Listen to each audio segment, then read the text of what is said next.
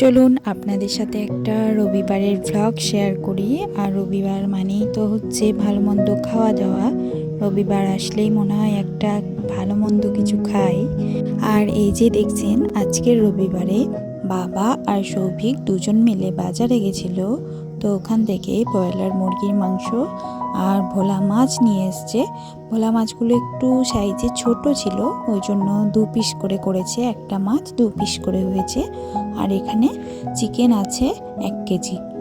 প্রথমে চিকেনটা আমি লেবুর রস দিয়ে ভালো করে মাখিয়ে নিলাম। তারপর জল দিয়ে 2-3 বার ধুয়ে নিলাম। তারপর দিলাম হলুদ গুঁড়ি, জিরে গুঁড়ি, ধনে গুঁড়ি, নুন, সামান্য সর্ষের তেল আর বেটে রেখেছিলাম যে মশলাটা সেটা দিয়ে ম্যারিনেট করে নিলাম। এখান থেকে কিছুটা আমি বিরিয়ানি বানাবো আর কিছুটা করব কষা। বিরিয়ানির জন্য কিছু বেরেস্তা আমি ভেজে তুলে রাখলাম। তারপর ওই একই তেলের মধ্যে গোটা গরম মশলা, তেজপাতা, শুকনো লঙ্কা ফোড়ন দিয়ে কেটে রাখা পেঁয়াজগুলোকে দিয়ে ভালো করে একটু ভেজে নিলাম। তারপর সমস্ত গুঁড়ো মশলা, বাটা মশলা আর টমেটো কুচি দিয়ে ভালো করে কষিয়ে নিলাম। আর পরে একটু চিনিও দিয়েছিলাম। এবার মশলাটা একটু ভালো করে কষিয়ে নেব। তারপর ম্যারিনেট করা মাংসটা দিয়ে আবারও ভালো করে কষাবো। আর এখানে বিরিয়ানির জন্য 2টো আলু আমি দিলাম কষা মাংসের সাথেই। এবার ঢাকা দিয়ে রাখবো, এটা নিজের জলেই সেদ্ধ হবে।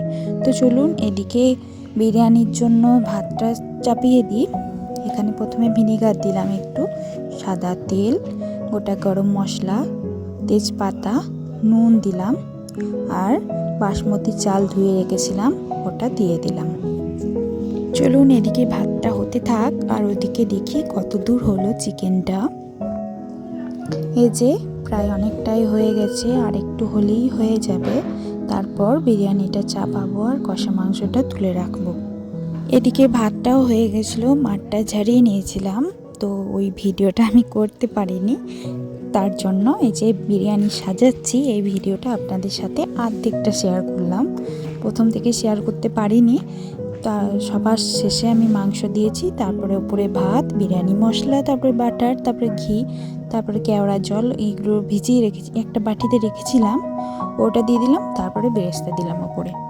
আবার এই একই প্রসেসেই আমি ভাতটা দিয়ে দেব। তারপর দেব বিরিয়ানি মশলা একটু, ওপরে একটু নুন দেব, বাটার, ঘি আর আতর দেব 2 ফোঁটা, কেওড়া জল আর যা যা লাগে সবই তো আপনারা জানেন। এগুলো দিয়ে দমে দিয়ে রাখবো প্রায় আধ ঘন্টার মতো। চলুন বিরিয়ানিটা এদিকে হোক, ততক্ষণ আমি আপনাদের সাথে একটু কথা বলে নিই। আমার ভিডিও আপনাদের কেমন লাগছে অবশ্যই কমেন্ট করে জানাবেন। আর কে কোথা থেকে ভিডিও দেখছেন একটু প্লিজ ভিডিওতে কমেন্ট করবেন। আমার ভিডিও কত দূর পৌঁছেছে আমারও জানতে ইচ্ছা করে যে কে কোথা থেকে আমার ভিডিও দেখছেন। তো ভিডিওটা আমি এখানেই শেষ করছি। সবাই ভালো থাকবেন, সুস্থ থাকবেন। আবার দেখা হবে অন্য কোনো নতুন ভিডিওতে। টাটা।